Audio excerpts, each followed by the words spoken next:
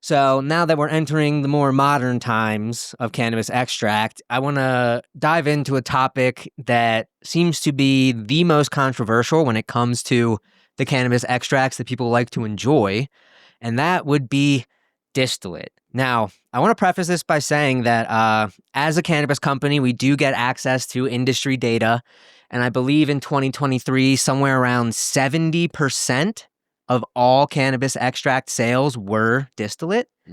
So I think people's perception of it might be a little different than the heady folks on social media might think, but James is the expert after all, so let's hear what he has to say about it. Well, I appreciate that confidence in my expertise here.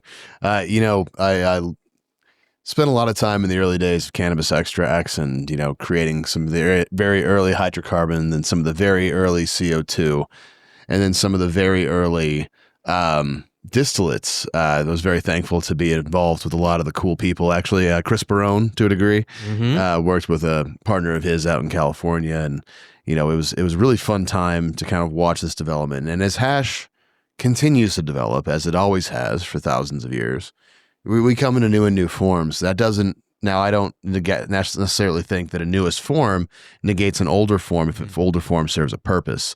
There's still a lot of people out there that love brick hash, and still love keef and still love bubble hash. And, to each their own. And when I say those words, I really mean it. So with that being said, distillate in itself. So distillate, it's a distillation essentially. So, the distillation is an alcohol. A lot of the methodology to use to get distillate is basically extracting the cannabis through various means, but what you're doing at the very end is refining out all of the other things. Distillation is you're trying to save and preserve that one molecule, which in our case is THC. Now, it's on average extremely pure. I'd say this is kind of a topic of purity. In distillate, it's a very good base. It's a very good start ingredient. It's a very good, easily measured, controlled, clean, accurate, repeatable substance and if it's created correctly, which in most advanced markets, and especially in Colorado, which I'm very proud of because of all the labs I've gotten to build and help with, it is incredibly pure.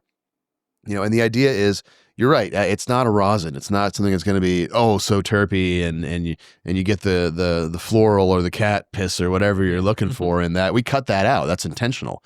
We don't want that in there. We want to have a very pure product so we can then start from a baseline and build an amazing product around that. Now we're looking at there's extracts and then there's manufactured products. I believe that even to a degree, using botanical terpenes in distillate is a manufacturing process. So we've now manufactured a process. It's not the same as taking a raw dab of freshly extracted material. It's simply not. However, the reason I believe that 70% of the market chooses distillate is one, its repeatability. That means that, we've cleaned out every other thing. We've, run it down to just exactly what we went in that. So we can repeat that process in every market. We come up with a great product, a great hardware set that's tailored for that oil. That is then established as like a standard. We know what's going to be repeatable. We know how it works, and our customers know how it's going to affect them, which is really critical. I mean, I still personally, don't get me wrong, I love rosin too. I love making it. I love, smoking it. I love the variety and all the flavors and the dabs and the taste. Yes, that serves a different purpose than my pen that I carry in my pocket that I'd rather not have the mall smell like a great fresh dab in. I'm not encouraging public consumption. That's illegal. But, it's for me, especially in the political world, it's also discreet. It is very titratable or dosable, as we say. It's easy to say this pen that I've always bought is about 90 to 95% THC. I know that I don't need to take a big blinker to get high, or some folks, I do need to take a big old blinker to get high, but I know that it's going to only take me this much. So you're titrating your dose. You're making it that. The concept of it being hot dog water is absolutely hilarious to me.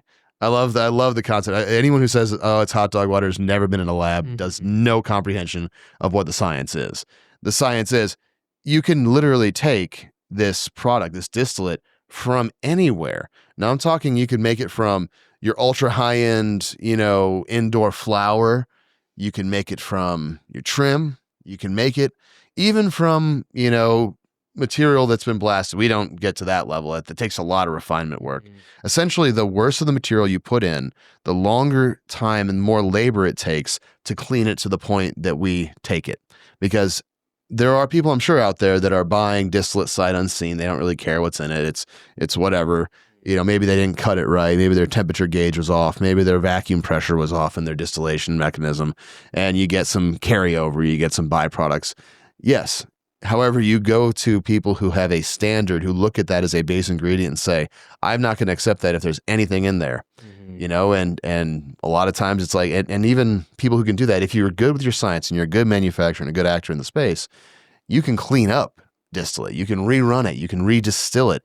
You run it at tighter parameters for different lengths of time. Then it's not hot dog water because there's no hot dog flavoring in there.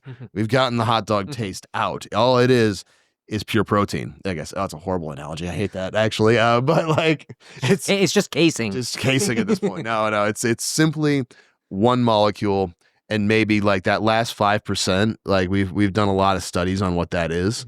It's simply the media in which it allows it to exist in an oil form. Because if you remove that last 5%, then you have isolate, right? You got crystal. So that last 5% is basically the oil itself. The oil itself. It's fats, waxes, lipids.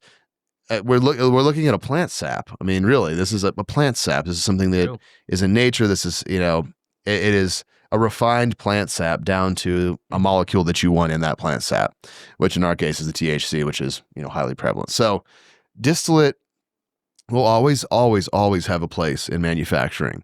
As much as I'd love rosin and everything. I love rosin gummies. Don't get me wrong. I love rosin, but do I need a rosin topical?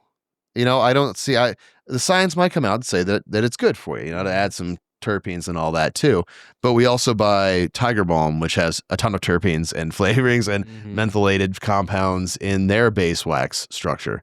So, distillate will always be a great base, and it'll always be something you build off of for repeatable edibles. There's no strain specificity, right? You're not like in a rosin. It's like, well, that Granddaddy Perp rosin gummy really put me to bed. But now I got to go. They were out of that today. So now I got to go get Jack Herer. What is this? I can do the same thing. I can't sleep. So if you're looking for a repeatable experience, look for a distillate product. Look for it from a reputable maker who has very, very high standards in terms of their oil, and start looking at this as an agricultural product, a commodity. It's going to be a base ingredient in a lot of wellness products and a lot of healthcare things going forward. So it's a future. It's a repeatable method. It's industrial process. And in the end, we got to remember that everything that we sell in every market is repeatedly tested, repeatedly checked, labeled correctly, and clean and understandable by our customer base. Yeah. That is the core of what makes a brand repeatable and successful. So another way to put it, maybe, and correct me if I'm wrong, is like the clear. We have a process for how we want to get the quality of oil that becomes the clear, right? Yes. And in order to do that, we have to start with a certain quality input. Oh my, yes. Because we're not putting in the time and money with lower quality input to refine that to get to where we want. No, right? No. Whereas comparatively, other distillate manufacturers could be using a lower starting material but still doing the same process where they aren't doing that extra refinement required to get to the same quality that we get to. And that's how you get those darker brown, burnt, nasty distillates that happen to be $10 a gram. Right. And I've even seen, that they use that lower quality material. It's people who look at it as, and this is even for rosin too, it's something to be wary of. You get third, fourth pass rosin, you're looking at like burnt, squished, darker material that you'd never want to dab, but you might be eating that because it's rosin, right? Yeah. With that, it's, and you can refine it more. However, we at the Clear, I'm very proud of helping be involved with the quality assurance process. It's a massive, massive part of our business is training our partners and setting a model of repeatability in terms of how and who we buy from, knowing that they hit the potency, the clarity, the flavor. We make sure within every legal parameter that we can test all of these things down to, well, I can't get into too much IP there, but essentially, we don't let a single jar or a single individual unit, even from a same batch, would skip our quality testing. And that allows us to make sure that, if we buy from multiple suppliers, which we tend to do here in Colorado and others, I spent most of this week actually discussing the distillate market. It's a commodity-driven market now. It's the market factors that are in play. It comes from, these major producers are buying, tens of thousands of pounds of trim at a time to run these batches, these mega batches, and their mega equipment and their beautiful machines. And you're right, we would rather pay a premium, make sure that we're providing the best product, than to have to take in that product and go, oh, this doesn't meet our quality standards. All right, break out the lab. Let's go get the freezer, kick the freezer on. Let's run the the rotovap going. Let's pull the vacuum. Oh, the vacuum pumps are old. These things. Yeah. They go on and on and on. And so, we want to really encourage the market to develop a few really amazing actors who produce extremely high quality product every single time. And they run their own internal. I was very blessed to take a look at a facility where their own internal extraction efficiency was measured to such a degree, and their final outcome that they purchased on that. This process and this product is not just a hot dog water. It's not just saying, hey, let's take the trash and squeeze some juice out of it. We are sourcing material for, XYZ, we have a very, rigorous process in tracking, and we spend the extra money and time on testing. So, and I don't think we ever need to say, for those that say just smoke rosin, there's people out there, just smoke rosin, just buy the best. Well, spend $60 on 1 gram. Right. I'm a medical patient living off, paycheck to paycheck. Right. Thanks, buddy. Good idea. I love that call. Let me just go, poop diamonds. It's a product that can last, that's repeatable. And as we move to an international marketplace and massive amounts of growth in this area, we will mention in other podcasts in the future, I'm sure, but, we're going to be competing in an international market. So there'll be pounds of material coming in from Colombia, from Mexico, from producers who grow immense amounts. And that will just drop the price of distillate, which as a consumer, I would like. I'd like to have things be, and what you pay at the dispensary is a direct result, if you trace back through the supply chain, to who's growing, how much, where, what market factors are affecting this. And we've had a lot of internal balancing act, but in the end, consumers, I believe, are becoming more educated with time. It's a time thing. We can't expect every market to be jumping on this and say, all of that. But I know that in Colorado, we are thankfully some of the leaders of hash in the world. I know that, and I'm so proud of that, because my hands in that. And we'll continue to have distillate products. I mean, you look at some of the top sellers on the market. Basic distillate products.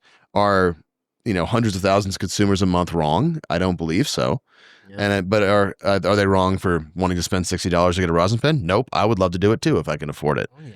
So there's places for both, and there's nothing that will get by with, it's distillate, it's probably full of crap. It's like, no, we can't. I want to emphasize what a regulated market means.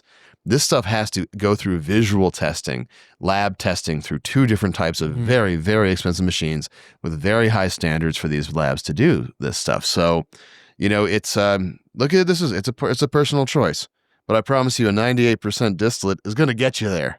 It's not going to get you any less high than a 98% rosin. Rosin might have different effects. Yes. And that's what I love about it. Yes. But if I need a repeatable source of cannabinoid, or my endocannabinoid system being boosted where it is, and I don't want to be surprised by something, especially if I'm walking into a meeting or something like that, I'm going to go for a distillate pen.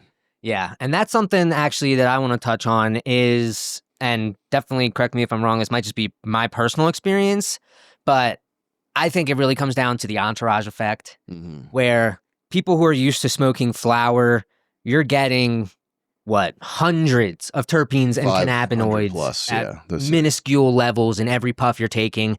And even if it's only 0.001% in that hit, you're still getting some trace amount of all these different chemicals that all have their own unique effects that they provide. Whereas with distillate, like James said, you're removing all of that to just get the THC. And then you can add back in whatever you want. If you want something with more CBD in it or CBN, which is what we did with our new Effects line, Yes. which takes down the potency of the THC because there's other stuff in there mixing up with it, which is why It doesn't bring it down. It will modulate it into the effect that you're looking to go. You know, there's some new science that just came out about this. It was like last week about how CBD is not an antagonist, or I'm sorry, probably saying that wrong, an agonist of THC. It can actually, in fact, boost it. Oh, okay. You know, I love what you're saying in the sense that there's one that there's an analogy I like to use is this. While I could go chew on a willow bark tree to get acetaminophen, I'd rather have pure isolated acetaminophen in a pill with a regular dose, as opposed to being like, oh, that tree was growing over something funny. I don't know what kind of mushroom got into that tree or something like that. You know, but I'm not saying it's in the same vein of danger or legality, but it's a different beast. And, you know, if I need THC, because I'm a medical patient, I'll be, I'm a medical patient. I'm not an active medical patient anymore. I'm thankful that my symptoms have actually been subsided by cannabis usage. So in a way I can say I was a medical patient. I love saying that because, you know, it shows just what it did to me and helped me. But in the end, I found out for myself, it was my digestive system. I had a hard time keeping up or activating in the morning, essentially. So I didn't need rosin and the 500 compounds. I found just THC alone or THC in a CBD gummy would kick that effect into gear. You know, so what are you smoking for? You know, what are you looking to do? Exactly. And as someone who has always been on the recreational side, like, sure, I could argue today that maybe it helped with like my hyperactivity a little bit, you know, all that sort of stuff, but I don't have any definitive proof.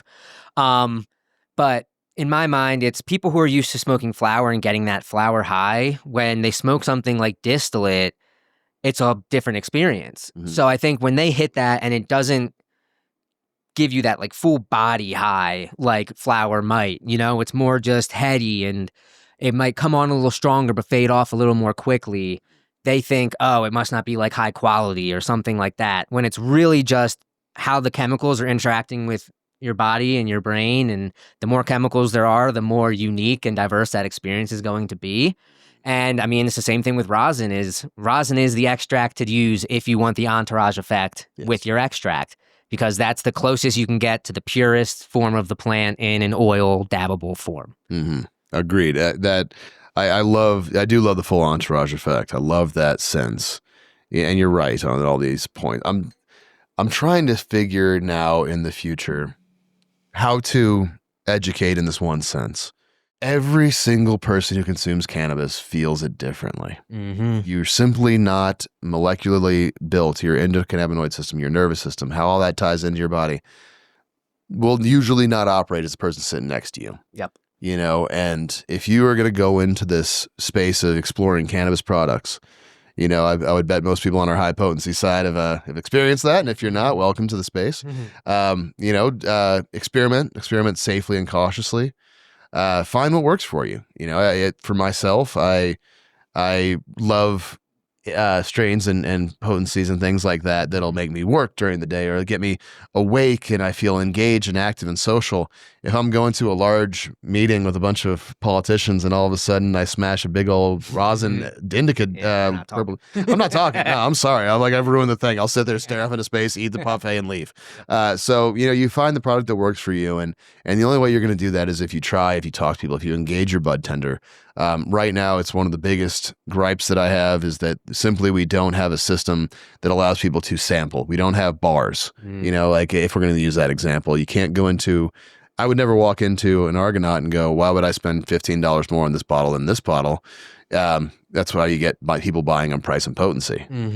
And maybe that's great for some of the intro people, but we want to give people that experience and to show them that stuff. So maybe that'll be the development for the future in this one. Well, and it's actually very convenient you brought up alcohol, because I feel like what you were just talking about is very analogous to alcohol, where everybody knows the super happy drunk and the super laughy drunk and the super quiet drunk. Red wine versus whiskey. Yeah, or like what a wine drunk is like versus a whiskey drunk versus a beer drunk, and it's all different. And it's the same with weed. Is different types of weed product are going to provide different effects that are also going to affect different people differently. So yeah, it's one of those things that really does just come down to experimenting. What works for you might not work for somebody else. And I'd say a big thing is not to force what you like on other people. Oh, couldn't agree just more. because you think, oh man, this got me like so stoned, it was awesome, like he's gonna love this. Where for all you know, it might be too much for them, it could be overwhelming, or it might not just work the same way. Twax Talk is brought to you by Twax, by The Clear. If you don't know, Twax is infused pre-rolls utilizing full premium flower, never shake or trim, combined with the well-known flavors of oil provided by The Clear to create some incredible tasting pre-rolls like lime sorbet or banana cream, or some of the classics like OG and lemon haze. If you live in a state with legal cannabis access, go to your dispensary and keep an eye out for Twax on the shelves. So, wrapping up on the whole distillate thing, what would be like if you, I don't want to say had to like make the sell point, but what's the thing you would say to the people who maybe have the misconception about distillate? Like you said, the hot dog water thing, you know, without having to look up the brand and look up their testing inspection process and how long it takes and what starting material they use.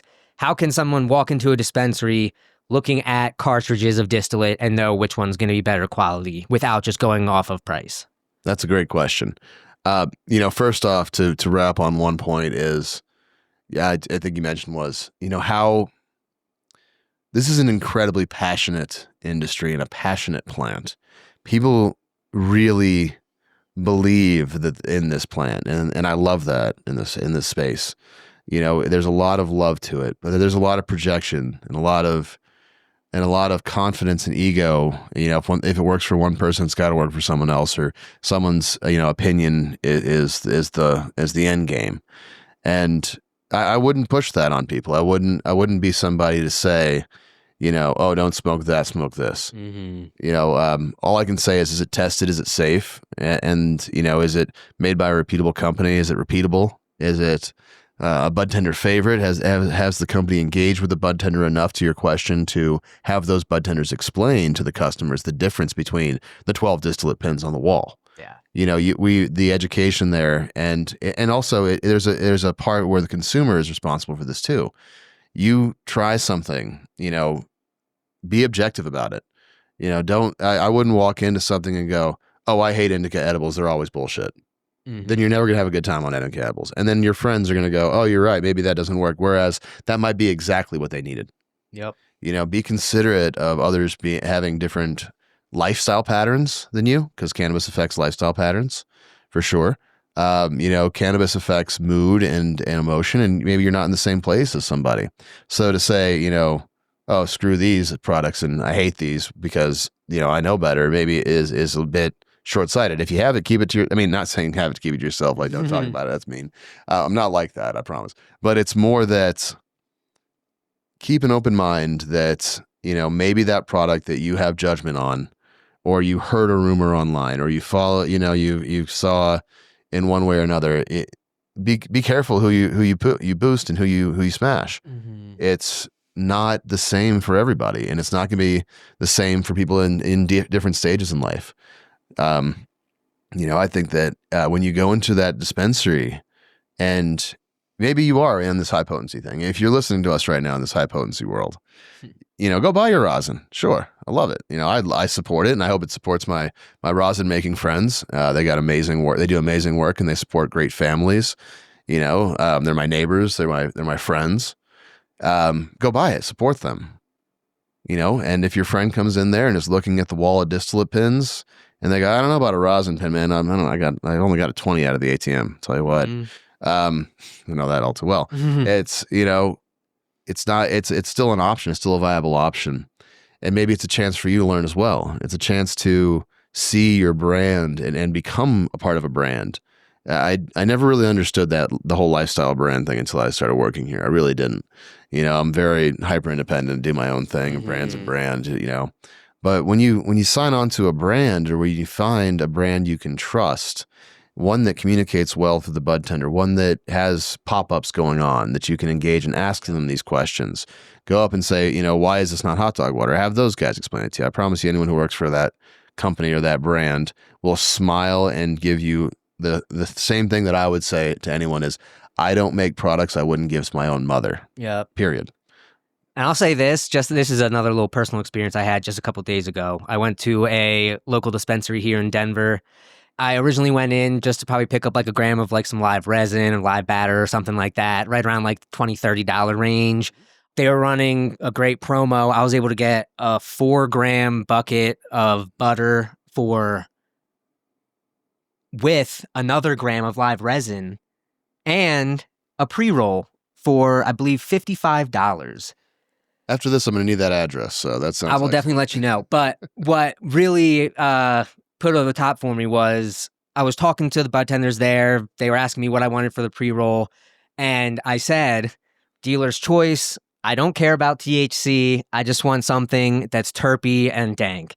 And the smile that grew on this bartender's face, he was literally like, you have no idea how much I hear that people just want the highest THC for the lowest price. He literally asked the other bartender, he's like, hey, what's the most annoying thing you've heard today? And he's like, what's the highest THC?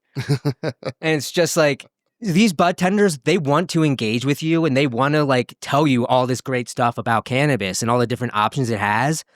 But you're the customer. They're going to give you what you want. If you walk in and just say, highest THC, lowest price, that's what they're going to give you because that's what you're asking for. Like nobody wants to be that guy who's like, well, yeah, but have you considered this that happens to be like twice as expensive, without like, yeah, exactly. It can be almost like condescending in a way to be like, dude, your selection sucks. I'm sorry. But like, it's true. It's and that, so it becomes your responsibility as a consumer to ask. Exactly. I love that. Yeah, like it's not like a liquor store where it's just a guy behind the counter and there's 1,000 different bottles to choose from. They might know about a couple. Yeah. Like you're going into a dispensary, there's 4 different bud tenders there, all helping people answer their questions. And they're passionate. That's the one thing I've been in a million dispensaries, ran them myself, built them, taken them down. And the universal truth is, even if maybe your bud tender's having a bad day, somebody in there is so passionate, and they're there because they're passionate. It's not an easy job. Yeah. It's really not, especially if you love the plant. So, I can tell you, a resource. I mean, you've been in the industry way longer than me, but as somebody who's been in the industry about a decade, I don't think I've ever met or talked to anybody in this industry who's ever said they did it for the money. Yeah. They don't care. Because let me tell you, the money is hard to get in this industry. Yes, it is. It is not the green rush anymore as it once was. Yeah. But now let's mature and evolve with the times. Let's develop our product line out. Let's create offerings for all types of people, and let's grow this. There's as we've said in a previous podcast or post podcast, there's a lot of meat left on this bone. There's a lot of, and also try things that are new. There's new rosin methods and cure methods and all that cool stuff. Absolutely. If you can afford it, if you can enjoy it, and you're a connoisseur of it, and provide feedback, that's another good one. Go in there, get a pen. And this is a crazy statistic that a lot of people go in there and buy, even if they didn't like it too much, they buy it out of familiarity. Mm-hmm. So you go in there, be honest with your bud tender. If you don't like something, explain why, give them that feedback. And then they'll be like, all right, maybe this brand wasn't for you. Try over here. Mm-hmm. I can easily see people being like, oh, all these ones taste like really stinky grass. Like I can't stand it. They'll be like, well, would you like to try a lime sorbet? Yeah. And like, oh shit, I love lime sorbet. And then all of a sudden you found your dosing method. So, shameless plug there, but I'm not complaining. Absolutely. All right. So next topic I want to get into, which you also sort of brought up, is where concentrates are headed. But before we do that, take a quick break.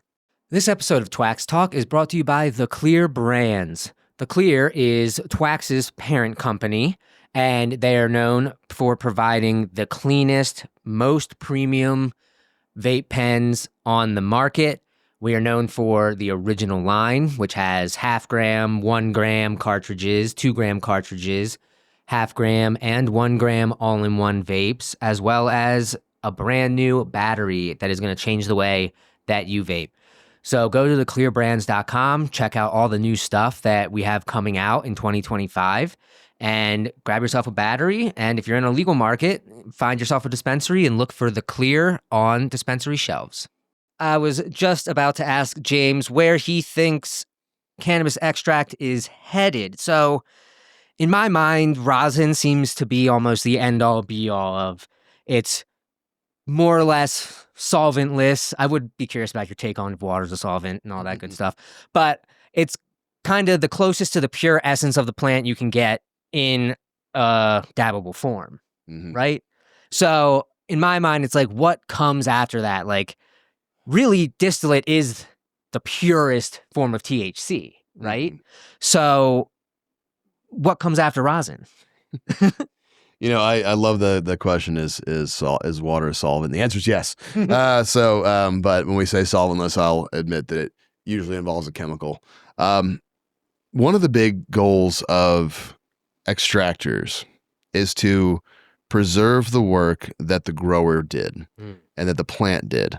There was a lot of love and work that went into that plant before we took it and extracted its essence. You know, I've watched in the early days when we were squishing buds and all that stuff. Oh, yeah, the hair straightener? With a hair straightener. The tears on the grower's face. Like, you just took this gorgeous bud I trimmed and I worked so hard for, and you just smashed it for like, what, 2 dabs? Yep. Great. You know, but it slowly became accepted, thank the gods on this. And it was, you know, it's seen as really is as right now, the purest and truest expression of that plant in a concentrate hash form. You know, I'm not gonna. I don't know if you ever watched Parks and Rec, but there's no wrong way to drink whiskey, and then he finds out there's a wrong way to drink whiskey. Like, I don't know about this whole like salt air cannabis like terpene essence with nano infused. You know, you can create a million things. You know, this is the fun part of product development. It was what got me into this, which was developing new products and developing new things. Rosin will have its place in the sun for a while, and I believe that rosin will become very well understood in terms of what is a first press, what is a second press, what is cold cure, what is, you know, whipped, or what is all these type of things. And those subcategories will become more developed and pronounced. I believe that there's still a market for, you know, hydrocarbon, for diamond mining and terpene extraction and pour off. Hydrocarbon is an absolutely fantastic way to, at very cold temperatures, preserve and extract the essence of a plant. It was even used in perfume making, you know, well before this in the 70s. You know, some of the first extractors were literally like, oh, how can we get the best essence off this plant without dragging out water, without dragging out chlorophyll or color in the mix? And then the post-processing from a very cold hydrocarbon extraction in what's known as colloquially, I guess, is diamond mining. You know, you keep it in a condensed and a compressed state, and the diamonds crash out, and the butane slowly evaporates out or expels itself, and then you have this beautiful liquidy terpene-rich compound on the top, and it's a lot more affordable than rosin. It takes a lot less labor. Rosin is a very labor-intensive process that uses very high-quality material and with very low yields. Yep. So that will, I think, hold the connoisseur world for a while. The diamonds in the sauce, you know, holds, I'll be honest, my budget level. Yep. It's a lot where I shoot for. I enjoy the heck out of it, and it does exactly what I need. And I can get to experience the variety of cultivars that are out there. Now, there's a concept of single source and all these type of things. It's from one plant or one row of plants off the same mother, or is this a blend? You know, a lot of times you're going into a dispensary, and if you're getting an affordable priced dab, it might be 3 or 4 blends put together, you know, to make a run, quote unquote. You know, you have to have enough material to make a run. So, you know, we'll get down to single sources and ultra cold cures and rare handling processes and all of that. I love the concept of Hyatella. There we go. Something like that. Yeah, my Spanish is not the best, but I think that will be even more rare and worked on once we get it done here in the States. Not really a stateside thing yet. Yeah. I'm hoping to go out to Cannabis here in March and pick some brains. And, yeah, you'll see. And but yeah, I think the Pitaya, which is like a 6-star level hash, which my gosh, those are so in high demand, it's hard to keep them in stock. So and when something's hard to keep in stock in hash, that used to be like wax and shatter, man. I used to make, back in the early days, shatter was $60 a gram and it could keep on the shelf. It was fantastic. It was just insane to me to think about now. But as we see a new development in hash, like Piatella, thank you. Okay. In Piatella is once that technology and wizardry has passed and then moved into a manufacturing mindset. Yeah. It will exist everywhere. And the price will drop. Yeah. And I think that's where the future holds now. Prices continuing to drop, availability of, quote, rarer concentrates becoming more prevalent. And yeah, maybe someday we create a inhalable asthma rosin that like is that they trapped the air around the plant and lightly volatilize the THC into a thing, and it looks like what's that Minority Report from remember Tom Cruise in Minority Report, those little things. Maybe that's the future. I don't know. I hope we don't go that far. Well, I mean, I remember first moving out to Colorado, people were trying to do the weed inhalers, and I don't think those worked out too well. So I used those a couple times, man. Those would smack. Those would hit your head so quickly, and it was so hard to dose. Oh yeah, because you're just in.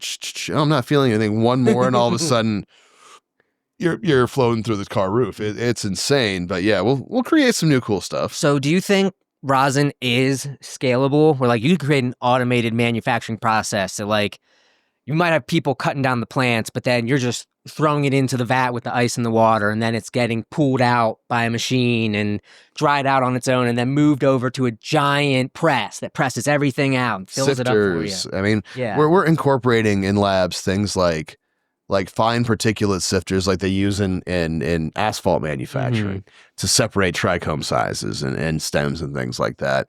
Anything that can be done by hand, I believe since the Industrial Revolution, man will try to automate, especially when there's a value in it of this scale. Like, we're doing it at other scales too. I mean, soybean oil comes out a lot cheaper, but we spend trillions of dollars to develop soybean factories. Here in Minnesota saw those all the time. It's just a matter, and every year, and I think that's what I love about events like MJ Biz and some of those floor things. I got to go out and see some dude who worked for a rosin press company say like, hey, look what I added onto this machine. Like I took away this step. Like look at this really cool robot arm that does this crazy thing.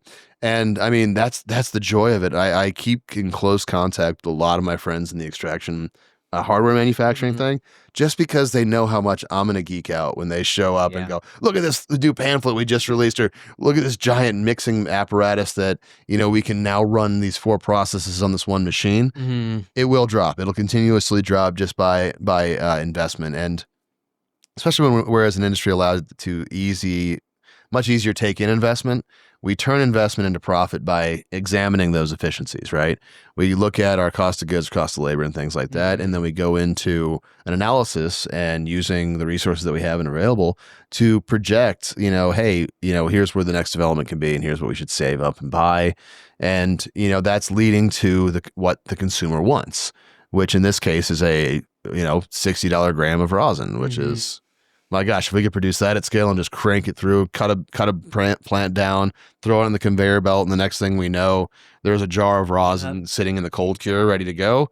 I mean, we've been doing that with distillate and extraction. Why not? Yeah. Excited. And I mean, the way you described it too, of rosin being more small batch, labor intensive, all that stuff, it really is reminiscent of like the high-end wines and stuff like that, especially when you talk about the Piatella and aging hash, and it really shows potential for the future of the real high-end connoisseur side of cannabis, where people who are willing to spend the extra money on something that's really, really nice, where, if it's something that can hold, they just keep it in the fridge and only take it out on special occasions instead of being like their daily dabber. Yes. There's definitely going to be a market for that as it matures. But I love that analogy, like you just said, is, even my fancy wine snobby friends, they're not cracking out the Chateau, whatever, once in every night. Yeah. They crack open the Josh. Yeah. Exactly. And there's always room on the counter for Josh.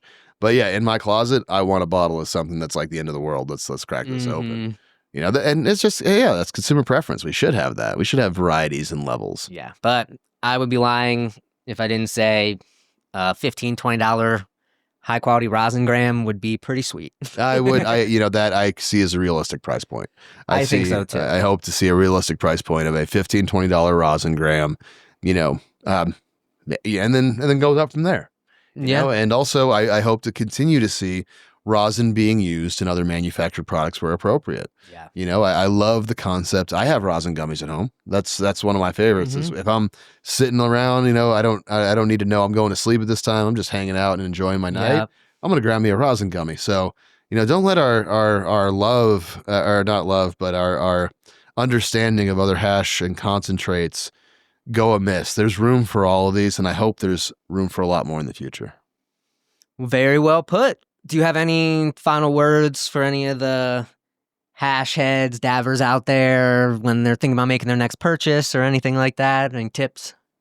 Well, one, tip your bud tender. And two, keep doing what you're doing. We need you out there. We need you pushing the limits. We need you caring about the ultimate high quality. You see a mistake, you're going to say it. I love that kind of engagement. We see that on social media. And that's the thing is it can be misconstrued as weed snobbery. And sometimes it is, but like I'll proudly tell people sometimes like I am a weed snob now. Like when I first moved out here, I used to say like there's no such thing as bad free weed, and then I worked at a grow store and customers started giving us their weed. And I found out very quickly, sometimes it's better to just say no and get something a little better. And, people have opinions if they're passionate about something. And I definitely respect that. It's just respectful when you engage in it. Exactly. Yeah. There's a way to be constructive and not just shit on people. I wish everyone in the world could do politics for a week. It's a lot of fun. But you really learn to put yourself in other people's shoes, and I hope to be, I hope to see all of us as an industry come together pushing this stuff forward. And that's the real last thing I want to leave it on is remember when you're commenting and you're doing your thing and you're talking about these products that we're good to be critical. We're good. That drives development. But just make sure that what you're doing is trying to continue to drive development and keep things growing. So with that, that's all I got for today, Travis. Great. Yeah, that's a great spot to end. I think we could probably talk about this for a few more hours. When we get some new developments, we'll jump back on this camera and talk. So expect more of that in the future. If any of you have any questions about concentrates, James, as you've heard in this episode, knows his shit. And I mean, I won't say I'm totally inept on the matter either. So if you have any questions, you can shoot us a DM on Instagram, Facebook, through our website, theclearbrands.com. We're also just The Clear Brands on Instagram and Facebook. And we will catch you in the next episode of High Potency. Twax Talk is brought to you by The Clear Brands. Started in 2013 in Colorado, for over a decade, The Clear has been providing top shelf premium distillate vapes to a wide range of markets across the country. If you're looking for a vape that provides the best experience possible without cutting corners, you want to try The Clear Brands. Now, when it comes to distillate, none of it is created equally.